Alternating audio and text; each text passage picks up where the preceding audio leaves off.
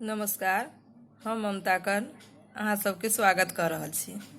आइ मधुश्रावणी के 5म दिन के कथा होते। कथा कहै छी, सुनू अहाँ सब।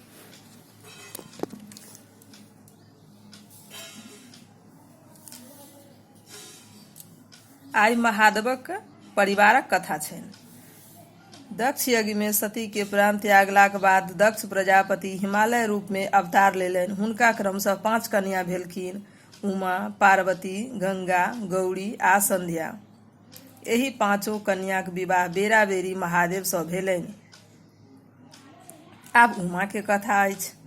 हिमालयक पत्नी मनाइनक पहिल पुत्री जखन 5 वर्षक भेली तखनहि महादेव के वर रूपे प्राप्त करबाक कामना सँ तपस्या करबाक हेतु वन विदा भेलीह। माय मनाइन हुनको उमा कहि कऽ मना केलनि, तथापि ओ चलि गेलीह, तेँ हुनकर नाम उमा पड़ल। 8 वर्षक भेला पर महादेव हुनक तपस्या सँ प्रसन्न भऽ हुनका सँ विवाह करय लेल तैयार भऽ गेलनि। ई समाचार सुनि मनाइन बताही जकाँ करय लगलीह जे फूल सनक बेटी के बुढ़बा बर भऽ गेल।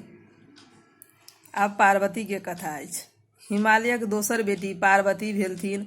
हुनका बाढ़ि उमे जकाँ छल। ओहो थोड़बे दिन में विवाहक योग्य भऽ गेली। पार्वती एक दिन फूल तोड़य लेल सखी सभक संग कनक शिखर पर गेली। ओतय ओ एक गोट बूढ़ व्यक्ति के देखल, जकरा बड़का बड़का पाकल केश, बड़का बड़का दाँत छल।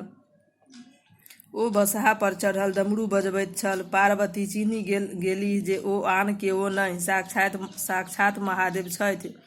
पार्वती सखी सभक मनो कयला पर ओकरा सभक घर विदा कऽ अपने महादेव संग बसहा पर चलि गेलीह। सखी सब घर आबि मनाइन के सब बात कहलखिन। ओ अपन कपार झाँटय लगली जे हमरा कपार में की लिखल अछि जे एना भऽ जाइत अछि, किंतु आब जे भऽ गेल तकर कोन उपाय। आब गंगा के कथा। हिमालय के तेसर बेटी भेलथिन गंगा। ओहो जखन पैघ भेलखिन तखन एक दिन महादेव भिखारी के रूप में आबि गंगा के अपन जटा में नुकाय भागि गेलाह। मनाइन जखन ई बुझलखिन तखन फेर माथ कपार झाँटऽ लगली जे ई बुढ़बाक इएह धंधा छैक जे हमर बेटी सबके चोरा कऽ लऽ जाइत अछि। तहिया सँ गंगा सतत महादेवक जटा में रहय लगली। 5म दिन के कथा समाप्त भेल। धन्यवाद।